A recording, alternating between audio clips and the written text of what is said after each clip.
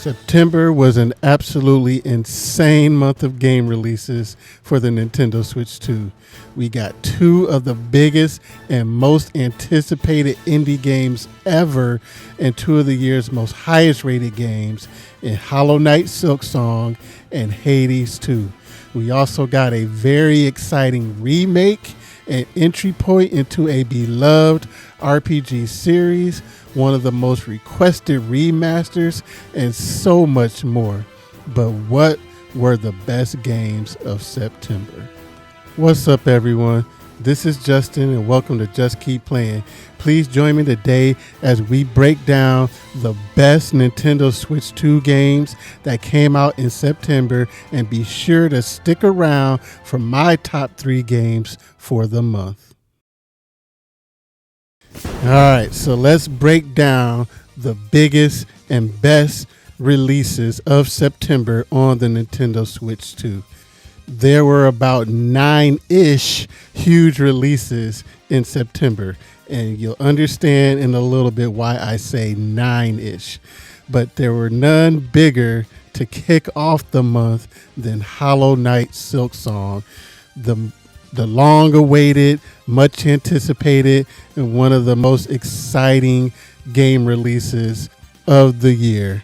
Hollow Knight Silksong came out and it instantly vaulted itself into being one of the top game of the year contenders for the year, coming in with an overall 91 Metacritic rating.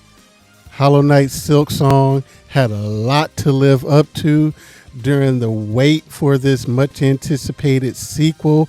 The original Hollow Knight game became most likely the best selling Metroidvania game of all time with over 15 million sales. So there were a lot of fans waiting, anticipating, and just excited for Hollow Knight Silksong to come out. And by all accounts, it did not disappoint.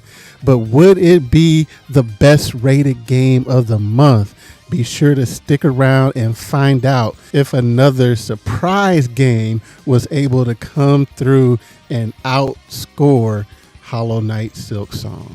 And if you're liking this video and all the amazing games that came out in September on the Nintendo Switch 2, make sure you hit that like and subscribe button and join me for more Nintendo gaming and Nintendo Switch 2 discussion. So Hollow Knight Silksong started off the month with the bang, and then the games just kept coming and kept flowing. We got Star Wars Outlaws. It will go down as one of the more impressive and important early Switch 2 impossible ports. When Star Wars Outlaws was first shown for the Nintendo Switch 2 at the early Nintendo Direct, it was met with some skepticism of how good of a job was being done with the game. Was it being rushed?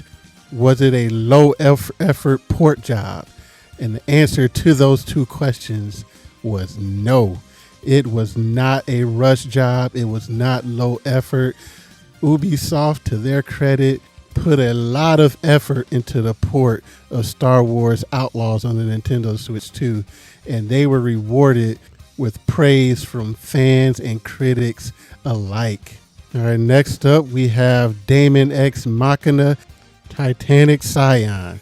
This was one of the early, more anticipated Nintendo Switch 2 games. It was one of the few third-party Nintendo Switch 2 games that, at least out here in the West, came complete on a cartridge when many of these third-party games were being given to us on a game key card. So Marvelous had gotten a lot of points from fans out here in the West for putting their game complete on cartridge. But then when the game came out, it may not have lived up to expectations, at least on the Nintendo Switch 2. It seems like instead of building the game for the Nintendo Switch 2, which the initial audience for this game and the reason why it's getting a sequel is because of the original game finding an audience on the Nintendo Switch first and foremost, and then also on PC via Steam. But it seems like they probably built the game either for PC initially, maybe PS5, and then ported it down to the Nintendo Switch 2. And because of that, seemingly it may not have been as optimized as it could have and should have been. There's some performance issues, but it does seem like those performance issues are being seen on across all platforms. So it's not specifically a Nintendo Switch 2 thing, but there's no reason why Daemon X Machina shouldn't have been a smoother, better experience on the Nintendo Switch 2, especially when Marvelous's other games on the Nintendo Switch 2, Guardians of Azuma and Story of Seasons, both perform pretty well overall on the Nintendo Switch 2. All right, and then next up, we got Cronos, The New Dawn.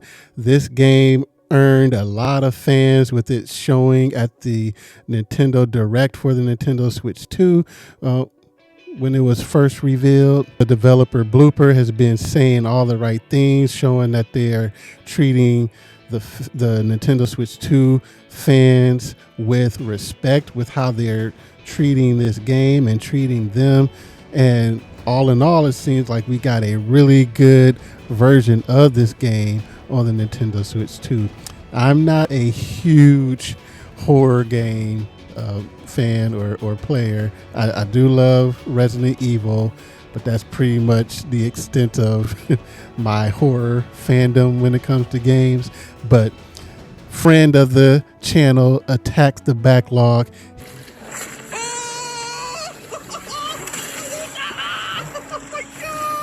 he absolutely loves this game and says that it is one of the Switch 2's early best games. So I will take his word for it and maybe at some point give this game a try. I do like what I've heard from their developer where they mentioned maybe something Eternal Darkness and wanting to make the Nintendo Switch 2 the home for horror. If they're able to convince Nintendo to allow them to make an Eternal Darkness game, then they will have earned a fan for life right here. All right, next up, we got one of my most anticipated games for the year, and that was Trails in the Sky First Chapter. Trails series has a very hardcore and dedicated fan base, and then there have been lots of RPG fans that have wanted to get into the series, but it's been a game series that's been telling a continuous story over the course of many games and across several years. And there have been so many different arcs, and it was just hard for potential new fans to know exactly where they could and should start. You had some people that was saying like, hey, this game right here is the start of a new arc, so you could jump in here. But then you have the purists that would say, no, you need to start from the very first game. But that game was not easily and readily available until now with Trails in the Sky First Chapter, the very first game in the series, a remake fully in 3D with tons of new content. And it is just a really good game. One of the best RPGs to come out this year. And I would put it right there, toe to toe with the best rated RPG of this year, Declare Obscure Expedition 33. And then we got the big surprise release for the month. Not quite a shadow drop, but it might as well have been in Hades 2. We have been wondering, when was Hades 2 going to come out? Was it going to make it this year? We thought that it would, but we weren't sure. And then at the most recent Nintendo Direct, we finally got the release date. And surprise, it was coming out in just a matter of days after that Nintendo Direct. And it came out and instantly became the best rated brand new game of the year, and definitely instantly vaulted itself into being a game of the year contender. And earlier I said that there were 9-ish big games for the Nintendo Switch 2 in the month of September. And the reason for that 9-ish is because of the brand new Sonic racing game. Now, I'd love for it to really be included on this list, but they only released the game in September on the original Nintendo Switch. Yes, you can play it on the Nintendo Switch 2 via backwards compatibility, but a Nintendo Switch 2 version of the game is coming a little bit later on this year. Why they didn't make sure to have the Nintendo Switch 2 version ready to go when they were releasing the game, that I don't know. It had a lot of like nice buzz coming off of some cool commercials and just positive word of mouth and everything. So it would have been good for them to capitalize on that with the specific Nintendo Switch 2 version of the game. But right now we just have the Nintendo Switch version that can be played on the Nintendo Switch 2. And then we have the Pac-Man World 2 Repack, another remake of a classic platform game from back in the day. And then next up we have Final Fantasy Tactics, the Ivalice Chronicles, one of the most requested remasters from Square Enix, a game that is widely considered to be one of the best strategy games of all time, and a game that I am really excited to get some time with at some point this year. Final Fantasy Tactics came out in a very crowded month, and it released on the very last day of the month, just having come out on Tuesday, just this past Tuesday. And so right now I'm already juggling Hollow Knight Silksong, Hades 2, Trails in the Sky, first chapter. There's just been so many good games this month. And I'm going to have to get to Final Fantasy Tactics a little bit later on. But I love strategy games, Fire Emblem Three Houses. I love strategy RPGs. Fire Emblem is one of my favorite series. Triangle Strategy was one of my all-time favorite games on the original Nintendo Switch. So I am always excited to get into another great strategy RPG. And apparently this one has one of the best stories, and so I'm excited to check this game out a little later on this year. So September has had a lot of really good games to come out, a lot of big releases, but which ones were the absolute best? What are my top 3 games for the month of September? We'll get to that in just a second, but first, let me know what was your favorite game for the month of September in the comments below. All right, so for my top 3, these could have gone in any order depending on my mood at the time of my playing it. But for right now, my top 3 games for the month of September on the Nintendo Switch 2. First up at number 3, we have Trails in the Sky first chapter. Now, I'm one of those RPG fans that was looking for that really good entry point with the Trails in the Sky series, or with the Trails series. And so when I heard about the Trails in the Sky first chapter remake, the remake of the first game, I was like, okay, now we're in. We can finally jump into this series starting from the very first game. And Trails in the Sky first chapter is really, really good.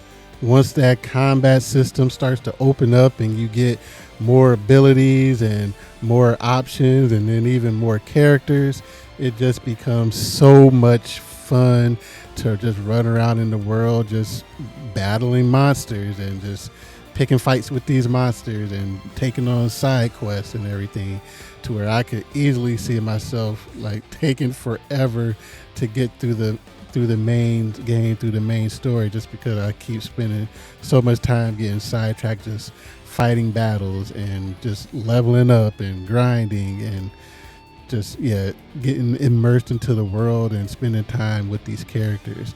I'm still pretty early into the story, so haven't really got into the meat of things so far with Trails in the Sky, but from what I've played so far, the characters are immediately endearing, and like I said, the combat system is fantastic, and it's just been a great game and a great time, and it's really actually served as a pretty good palate cleanser with my number 2 game, because when this number 2 game, when you would get frustrated and just so tired of dying over and over, Trails in the Sky was a good game to go back to just be like, all right, just let me have fun with some battles here and just with these characters, and then at some point I'll get back to my number 2 game of the month, and that is Hollow Knight Silksong.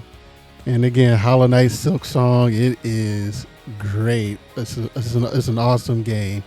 It was in danger, though, of getting dropped with all of the amazing games that came out in September and games that I wanted to continue to spend time with, like Trails in the Sky First Chapter and what will be my number 1 game. And I had this one boss fight that I was stuck on for like 2-3 days, and I was like, oh my goodness, if I do not beat you, Hollow Knight Silksong, you are getting put on the shelf, and I will come back to you at a later date, because I cannot keep spending days trying to beat this one boss. It was the widow boss in the game. I was like, I cannot continue trying to spend all these days trying to beat you when I have a Trails in the Sky that is just waiting for me to continue to dive fuller into its world, and my number 1 game that is just begging me for, well, we'll get to it in just 1 second. But yes, Hollow Knight Silksong, it is a great game. I had to buckle down and lock in, and I was able to defeat this boss that had been causing me so much anguish, and that is the bittersweet beauty of Hollow Knight Silksong. It is a great game, but it can also be at sometimes brutal or frustrating game. Especially, I say frustrating, not in the sense that, it's a bad game or a bad design or anything like that. Is that when you have these boss fights and you can see the patterns and you just know I can beat this guy, but yet you continue losing and losing and losing. It's just like, oh my gosh, I know that I can beat you. But that's part of also the reward of the game, because when you do finally beat that boss, beat that fight, that challenge that had been giving you such a hard time, it's such a euphoric feeling of just like, yes, finally I did it. That is very rewarding, but admittedly probably not for everyone. But my number 1 game, they do a good job of making it a game that is challenging, but that everyone can get into and play to experience this game, and that is Hades 2. My number 1 game for the month of September. I've mentioned a few times on the channel how much I love the original Hades. To me, it is one of the greatest action games of all time, and it was easily one of my more anticipated games for this year and for the Nintendo Switch 2. So when we got that surprise release date that it was coming out soon in that last Nintendo Direct, I was super excited to be able to dive into Hades 2, and was just instantly just trying to figure out how am I going to juggle Hades 2, Hollow Knight Silksong, and Trails in the Sky First Chapter, and try to get through either of those 3 games before even more great games come out. But yeah, Hades 2, you get into it, and it just immediately feels familiar, but then there's also a lot of new and upgrades that they've made to the game, and they've perfected the art of just one more run, because I know that I can get a little bit farther, or I can at least get more resources to unlock and open up more things to make even the next run go even better. So, and just the atmosphere, the art is beautiful, the voice acting, the combat, the action, just everything in Hades 2. Supergiant, they are masters at what they do, and Hades 2 is instantly one of my favorite games of the year, favorite games on Nintendo Switch 2, and could very well end up being one of my just straight up favorite games. But what about you? What are your top 3 games for the month of September? Let me know in the comments below. And for more on Hollow Knight, Silksong, and Metroid, be sure to check out my previous video right here. And until next time, thank you so much for watching. Grab a controller, just keep playing. I'll see you later. Have a good one. Peace.